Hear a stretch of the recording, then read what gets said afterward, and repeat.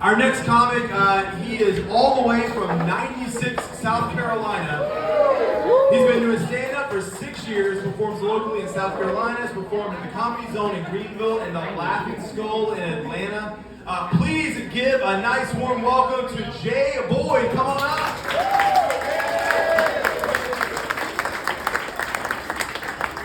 How y'all doing, my people? How y'all doing?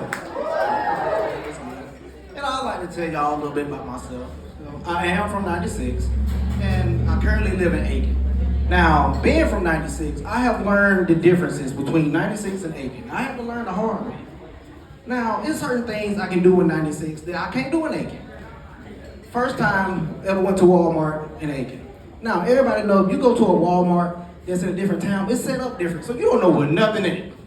So I'm just trying to figure out what stuff is. I'm just looking around, and it was this lady, older lady, me and her on the same aisle. I just looked at her and smiled. And you can tell she'd been there for a while because her whole cart was just filled up with stuff. So I just looked at her, how you doing? She grabbed her purse and left. And I was like, how dare you assume I want your purse? That's so rude. No, I was looking at something in your cart that I needed because I didn't feel like looking for nothing else. Lord, how you assume that? And something else I've learned, like being from a small town, like you know a lot of people. So like you kind of recognize people when they're driving, when they're walking. So in Aiken, I made a few friends, and I saw one of my friends walking. And I just blew the horn and kind of waved at him, like that's something that I'm used to doing. You can't do that in Aiken, and I learned it the hard way. So apparently in Aiken, there's a signal for gang members. Yeah, that means there's your target. And I didn't know that. So my friend, like he came into work one day. I was like, yo, what's up? I saw you the other day, I blew the horn at you. He was like, that was you? I was like, yeah, like you good? Yeah. He was like, man, don't do that shit no more. I'm like, what you mean? Then that's when I found out what it meant. And I was like, oh, I would feel bad too, because this man was walking around for 2 weeks thinking that he put out on him. I was like, my bad, bro. And another thing about me, I'm pretty emotional for a guy. Like, I don't cry all the time, I ain't a punk. But I feel like I handle my emotions in a healthy way. Like, I process my emotions and I handle them in a healthy way. Matter of fact, the last time I actually cried was when Kobe Bryant died, right? That was an emotional moment for everybody. And I remember exactly where I was when I found that out. I was just like, just sitting on my bed, my mom called me, she was like, Jay. I was like, Mom, what's wrong? You ain't heard? I'm like, heard what? What are you talking about? Kobe dead, Jay. And I broke down crying, and for good reason. My older brother name is Kobe, so my mind would have been completely different.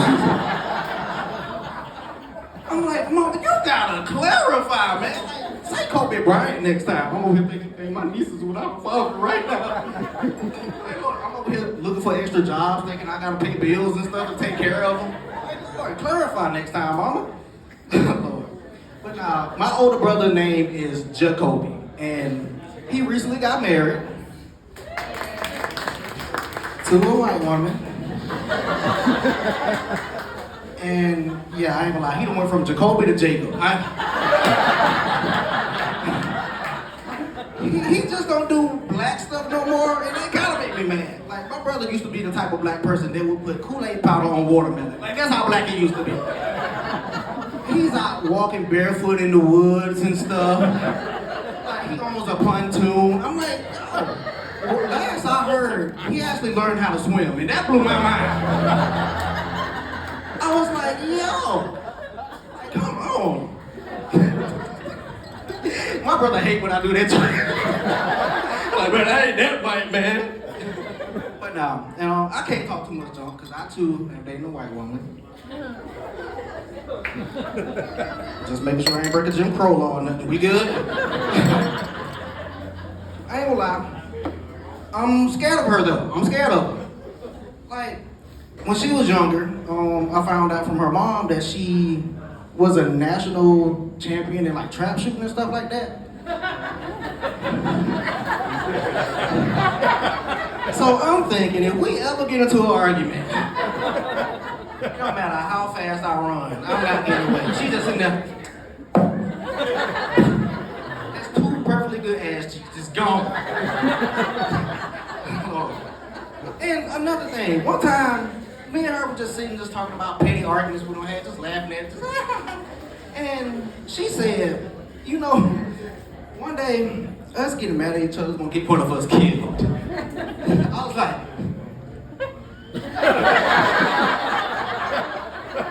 I don't think she realized that was definitely an intrusive thought that just slipped out. And I was like, I gotta test something now. So I took her to a rage room and we won a trophy. Now I don't know if y'all ever been to a rage room, but that is not something that you actually get a reward in. It's just a place you go take your anger out on stuff. The fact that the owner gave us a reward told me a lot more than I needed to know. So the owner came up with us, it was this big old box, a big wooden box, and that's where you're supposed to smash your stuff on top of it. She tore up the box. And I'm like, okay. And the manager came to take that, he's like, honestly, ma'am, people usually just smash things on top of that. They don't really destroy the box. But considering that we were impressed, looked at me like he was like, we're gonna talk afterwards. Look, we're really impressed. So here's the token, just a trophy for you guys. And I was like, okay. On the way home, after doing my analysis, I asked one question. Are we good? I'm like, the way she took her anger out of that thing, I'm like, yo, I need to. She watched murder documentaries to go to sleep, so they tell you anything you need to know right there. So, and I will say, dating interracially, it does have its obstacles. Now, we get a lot of crazy looks from people. We have different backgrounds, so it's something that we have to, get used to.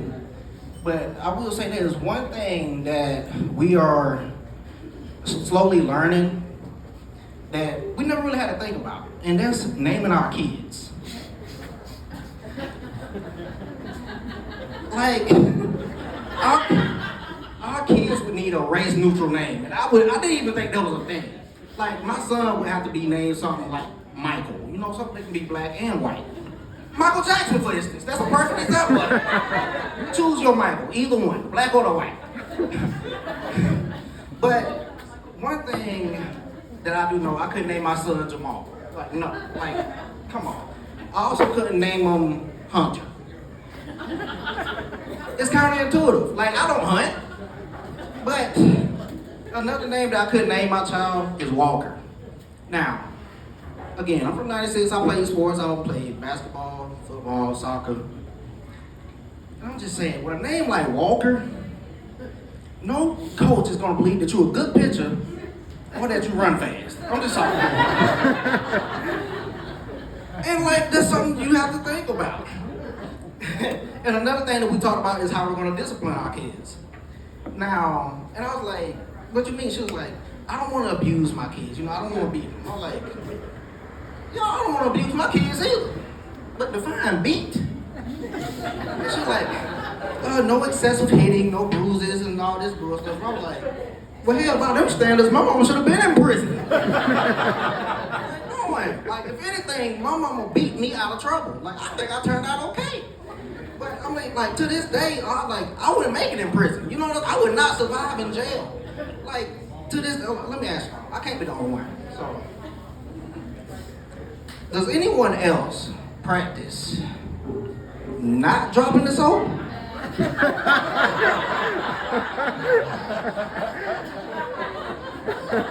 I have turned it into a science. I promise you, I'll be in the bathtub no, you ain't getting me today. No. But that's what I'm saying. And that right there is the power of a thorough ass whooping. It makes you think about what you're gonna do next. Now, I will say, I don't want to abuse my kids, but I do think they deserve a tad bit of trauma. Because trauma, it puts fear into them. Now, I have a foolproof method. If you have a son, feel free to try it. I can't promise you there won't be charges put against you, but feel free to try it.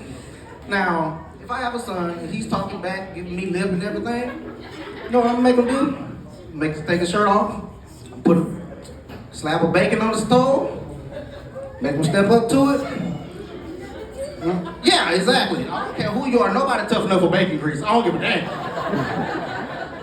You want to let it burn too. I need to see blisters. But will say that, like I said, I feel like there needs to be a tad bit of fear. And speaking of which, I took a family trip with my girl's family, and this was after I saw Get Out. And we went to this part of Florida that I didn't even know existed, and I was just like paranoid the whole time. And that's where that fear kicked in. I'm just paranoid the whole time. And she was like, "Oh, why don't you just go to sleep?" I was like, "Go to sleep for what? I need to see where I'm going. You about to have me hanging in no tree or nothing like that." Like, Lord. But I will say, the part of Florida we went to was actually pretty nice. And her brother-in-law, he a trip. He was in the army, I think. He was in the army. And when we get there, he's like, "Oh yeah, we're going fishing." And I was like, "Okay." He's like, "Nah, not no regular fishing. We going shark fishing."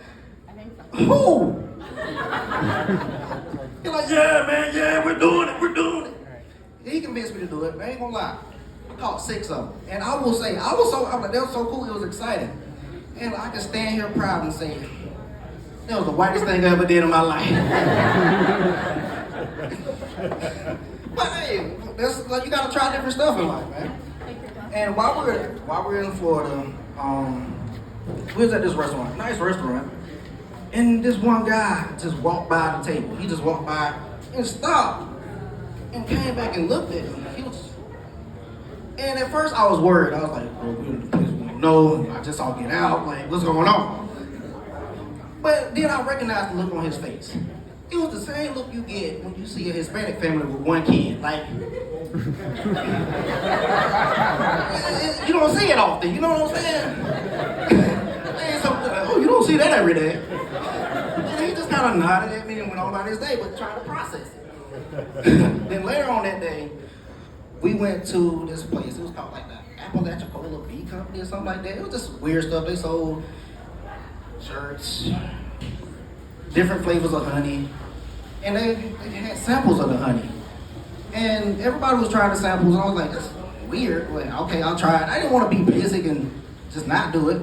So it was this one flavor that nobody else tried that I wanted to try. And I looked at the lady, I was like, "Ma'am, can I try that flavor right there?" She was like, she just kind of looked at me and hesitated. I was like, "Ma'am, like, I can't see the label. What's on the label? Like, can I see that? I want to try that one." She grabbed it, looked at it. I'm like, "Ma'am, what is the flavor?" Cotton.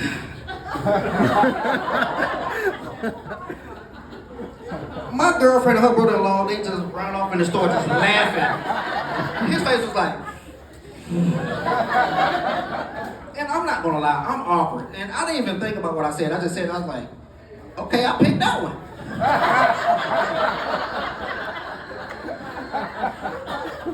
That lady need a raise because her face stayed straight the whole time. She's like, "You're not getting me. You're not getting me." She wanted the break, that's what she did. But I ain't gonna lie, y'all. That cotton was good as hell, I'm gonna be honest with you. All right, y'all, I'm J-Boy, y'all, thank you, man.